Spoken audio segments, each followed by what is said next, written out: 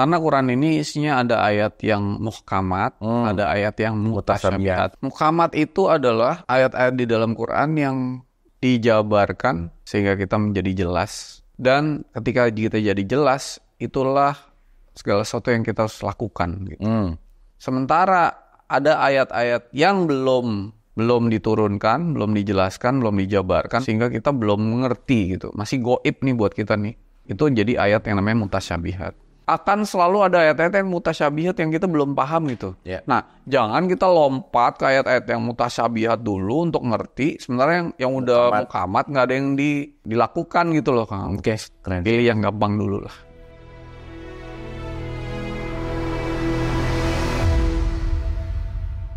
Assalamualaikum, selamat datang di Ngaji Bareng dari lisan menuju kesadaran. Kembali kita akan menyelami ayat-ayat indah Al-Quran untuk kita ambil pelajarannya untuk menjadi petunjuk, bukan hanya dibunyikan, tetapi mari kita masuk ke dalam esensinya, baca, pelajari, pahami, amalkan, syiarkan, hatam. Hatam tuh perfect gitu ya, bukan hanya dibunyikan dari awal sampai akhir, dan kita sudah mulai masuk ke tahapan-tahapannya. Satu, wudhu. Kita udah bahas ya, wudhu bukan hanya fisikal. Yang kedua itu adalah dimudahkan dengan bahasa. Dan kita masuk lagi, yang ketiga ini adalah awalilah dengan yang mudah. Karena nanti kita akan mengerti, Quran itu mudah dan kita akan mengawali dengan yang mudah. Gimana Mas? Ya, Kang Abu kalau lagi ujian ya, ada soal gampang sama susah yang dikerjain yang mana dulu? Yang gampang dulu biar waktunya pas. Gitu. Yang gampang dulu. Dan menariknya nih yang gampang-gampang ini nih, yang applicable gitu, langsung bisa diaplikasikan. Yang langsung bisa dilakukan lah ya. Iya, misalnya kayak memaafkan, berbuat baik, kerjain dulu gitu. Nanti yang susah-susah itu dibukakan sama Tuhan. Oke. Jangan cari yang susah-susah dulu. Pernah datang ke pengajian yang ditanya langsung susah gitu. Lalu kita tanya, udah sedekah atau masih pelit gitu. Benar. Jadi carilah yang mudah dan applicable ya. Coba kita buka ayat surat 73 ayat 20. Menarik. Benar ya. Sesungguhnya Tuhanmu mengetahui bahwa engkau berdiri sholat kurang dari 2/3 malam, atau 1/2 malam, atau 1/3-nya. Dan demikian pula, segolongan dari orang-orang yang bersamamu, Allah menetapkan ukuran malam dan siang. Allah mengetahui bahwa kamu tidak dapat menentukan batas-batas waktu itu. Maka dia memberi keringanan kepadamu, karena itu bacalah apa yang mudah bagimu dari Al-Quran. Dia mengetahui bahwa akan ada di antara kamu orang-orang yang sakit, dan yang lagi berjalan di bumi mencari sebagian karunia Allah, dan yang lagi berperang di jalan Allah, maka bacalah apa yang mudah bagimu dari Al-Quran, dan laksanakanlah sholat, tunaikanlah zakat, dan berikanlah pinjaman kepada Allah, pinjaman yang baik. Kebaikan apa saja yang kamu perbuat untuk dirimu, niscaya kamu memperoleh balasannya di sisi Allah sebagai balasan yang paling baik dan yang paling besar pahalanya. Dan mohonlah ampunan kepada Allah, sungguh Allah Maha Pengampun, Maha Penyayang. Jadi di sini dikatakan bahwa baca Quran itu paling bagus di 2/3 malam, Kang Abu. Yes. Nah, kita buka yuk ayatnya. 73 ayat 1 sampai 1 ya, sampai 8 lah ya. Oke. Wahai orang yang berselimut. Selimut ini kan bukan selimut fisik kan. Iya. Ini selimut hijab maksudnya. Orang-orang yang terhijab, tertutupi gitu kan. Iya. Lanjut. Bangunlah untuk sholat pada malam hari kecuali sebagian kecil. Yaitu separuhnya, atau kurang sedikit dari itu. Nah, jadi kalau malam itu dari jam 6 malam sampai jam 6 pagi, berarti setengahnya itu di jam 12. Setengah ini dibagi 2 lagi kan?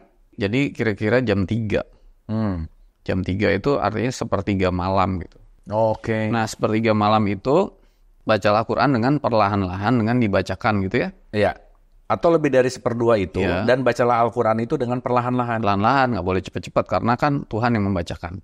Ya, bukan kita yang membaca, Tuhan yang membacakan, jadi harus perlahan-lahan. Terus, sesungguhnya kami akan menurunkan perkataan yang berat kepadamu. Perkataan yang berat nih maksudnya apa? Perkataan yang dalam gitu loh. Dalam, kesadaran yang dalam itu hanya terjadi kalau kita benar-benar ada di 2/3 malam itu, kosmiknya lagi bagus-bagusnya lah gitu. Jadi bumi lagi bagus, air laut lagi pasang, otak kita isinya air gitu, jadi otak kita juga pasang, jadi kita tuh perform at its peak, jadi berkinerja dalam kondisi puncak gitu kira-kira gitu. Apalagi udah tidur dulu, jadi fresh ya. Sungguh bangun malam itu lebih kuat mengisi jiwa dan bacaan pada waktu itu lebih berkesan.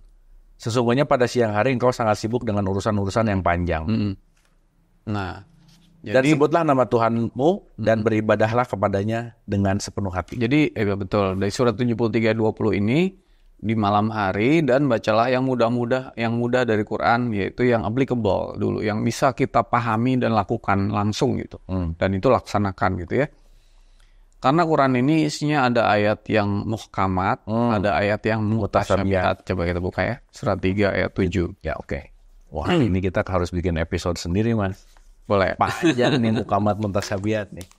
Dialah yang menurunkan kitab kepadamu, di antaranya ada ayat-ayat yang muhkamat, itulah pokok-pokok kitab Al-Quran dan yang lain mutasyabihat.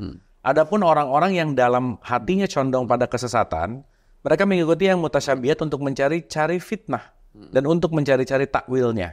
Padahal tidak ada yang mengetahui takwilnya kecuali Allah.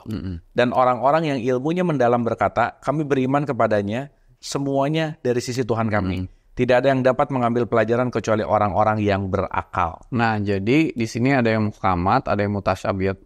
Muhkamat tuh gini loh, Kang Abu. Muhkamat itu adalah ayat-ayat di dalam Quran yang sudah ditakwilkan, dijabarkan, diuraikan, dipahamkan, dijelaskan sehingga kita menjadi jelas. Dan ketika kita jadi jelas, itulah segala sesuatu yang kita harus lakukan gitu. Jadilah dia muhkamat gitu. Oke. Sementara ada ayat-ayat yang belum diturunkan, belum dijelaskan, belum dijabarkan, belum ditakwilkan, belum dipahamkan, sehingga kita belum mengerti gitu. Masih goib nih buat kita nih. Masih goib. Itu jadi ayat yang namanya mutasyabihat. Nah, maksudnya Quran ini dibaca sehingga yang udah jelas-jelas buat kita tuh dilakukan dulu gitu. Jadi muhkamat tuh berasal dari hakim tuh hukum tuh panduan gitu. Oke. Dilakukan gitu. Nah, nanti ayat-ayat yang tadinya mutasyabihat atau belum kita pahamin, lama-lama jadi muhkamat gitu. Dan ayat Quran ini nggak ada batas kan. Kalau di 31 ayat 27 atau 18 109 akan selalu ada ayat-ayat yang mutasyabihat yang kita belum paham gitu. Nah, jangan kita lompat ke ayat-ayat yang mutasyabihat dulu untuk ngerti. Sebenarnya yang udah muhkamat nggak ada yang dilakukan gitu loh, Kang. Oke, Mas. Ngerti. Iya. Dan jangan yang jauh dulu, yang dekat dulu gitu. Iya, paham.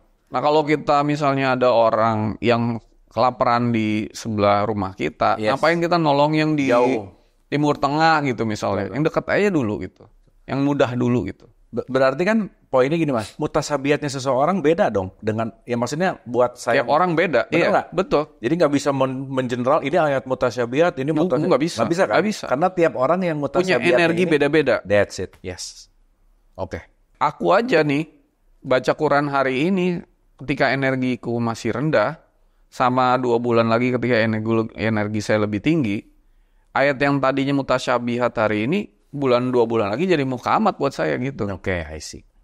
Dan sebaliknya, aku baca Quran hari ini energi lagi tinggi. 2 bulan lagi energiku turun gitu. Karena mungkin banyak di tubuh emosi ini. Sumbatan-sumbatan segala macam. Yang dulu ngerti, sekarang kok jadi bingung. Bisa gitu loh. Oke. Bisa begitu gitu. Jadi tergantung dari kitanya gitu. Oke. Dan dalam Quran ini kalau ini disebut sebagai menumbuhkan ya, setiap saat kita harus membuat energi kita makin naik sehingga yang tadinya mustasyabihat jadi muhkamat. Tetapi mulailah dengan yang mudah dulu gitu. Jangan mulai gimana cara lebur aku satu gitu ya, ini dulu aja diberesin gitu. Nggak bisa lompat kan, ini kan tartila itu artinya runtut dari basic dulu sampai akhirnya kita sampai ke ayat-ayat yang tadinya nggak sangat dalam dan kita nggak memahami, kita jadi semua tuh dipahamkan dan dijelaskan gitu, kira-kira gitu. Keren. Pilih yang gampang dulu lah. Yang start dari yang simpel-simpel, sedekah, ya maksudnya menolong, berbuat baik, memaafkan gitu ya. Iya. Itu bukan sederhana, itu basic, fundamental. Betul. Jadi we have to get the foundation right dulu. Betul. Dasarnya harus benar dulu. Betul. Dan itu nanti yang akan memancing quote and quote menumbuhkan pemahaman kita yang mutasabiat jadi kelihatan mukamat gitu nggak sih? Iya, betul. Betul. Yes. Yang tadinya, dan ini kan kita mau ngaji bareng ini kan bertahap ya. Jadi kalau saya sih berharapnya ya kita melaksanakan dulu setiap saat. Yang udah kita pahamin ini nih. Jangan minggu depan mau ngaji lagi yang kemarin aja belum dikerjain gitu. Benar. Gitu sih. Tapi ngomongin ngaji, Mas, antara ngaji, sholat, ikro, dan doa nih ya. Ngaji, sholat, ikro, dan doa itu sebetulnya ada similarity nggak sih, Mas? Iya, ngaji itu kan mengkaji kan untuk kita bisa jadi belajar. Cara ngaji yang benar harus terhubung sama Tuhan gitu. Karena kita tuh sebenarnya mau dapat kesadaran yang dialirkan. Bukan kesadaran yang berasal dari tafsiran pikiran seseorang ya, tapi yang benar-benar Tuhan alirkan kebenaran yang dengan cara yang benar kayak di 1705 gitu. Diturunkannya benar, berisi kebenaran, nuruninnya pun turunnya dengan ilmu Allah yang benar gitu. Ya kan? Lalu kemudian apa tadi Iqra ya? Iqra itu sebenarnya membaca Quran ini kan yang kita baca dua, tulisannya dan maknanya kan. Iqra itu kan sesuatu yang turun di dalam diri kita dalam bentuk tanda. Tanda yang tanpa suara, tanpa kata-kata itu kan. Dan kita harus bisa membaca sesuatu gitu. Nah itu menarik kayak gini Kang Abo. Ini juga di titik tengah ya. Iqra itu bukan membaca, tetapi bukan juga tidak membaca, tapi dibacakan gitu. Jadi yang tadinya kita nggak bisa baca, jadi baca karena bukan kita yang baca, kita dibacakan aja gitu. Ada aliran yang membacakan itu gitu. Itu kira-kira gitu. Agak susah nggak dimengerti gini. Nanti dialami, Mas. Tapi untuk memudahkan dengan bahasa, mungkin Iqra itu kan observe sih, Mas. Nah, betul. Ya kan? Nah, lalu terakhir doa. Doa itu, tadi kan ada 4 tuh kan aku bilang. Doa itu, kata-kata di dalam doa kita itu dari kita untuk Tuhan, atau kan saya sudah bilang Tuhan itu kan maha pengasih, berarti semua udah dikasih. Tuhan maha tahu, berarti Tuhan udah tahu sebelum kata-kata kita ucapkan. Jadi kata-kata di dalam doa itu dari siapa ke siapa gitu. Biasanya kan secara umum doa itu dari kita untuk Tuhan, untuk merubah takdir Tuhan sesuai keinginan kita kan gitu. Seharusnya doa itu kan adalah kata-katanya dari Tuhan untuk kita, untuk merubah diri kita, sehingga apa-apa yang Tuhan kehendaki dan sudah dianugerahkan dapat terjadi sesuai kehendak Tuhan. Jadi untuk merubah kita, bukan untuk merubah Tuhan gitu kan. Dan itu kan harus Iqra dalam berdoa. Harus sholat dalam berdoa, terhubung. Sehingga kata-katanya tuh hasil dibacakan gitu Kang Abu. Bukan membaca doa gitu. Bukan skrip. Bukan. Skrip yang formal yang jadi bunyi gitu.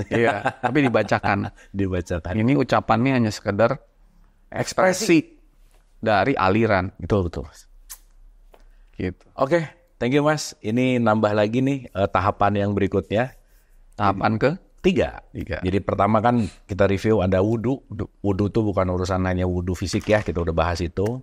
Yang kedua dimudahkan dengan bahasa kan. Saya rasa kalau dibahas gini yang teman-teman dengar bahasa Indonesia lah gitu ya, kita mulai ngerti oh ini loh gitu pemaknaannya. Yang ketiga yang barusan saja kita bahas adalah yuk kita mulai dari yang mudah.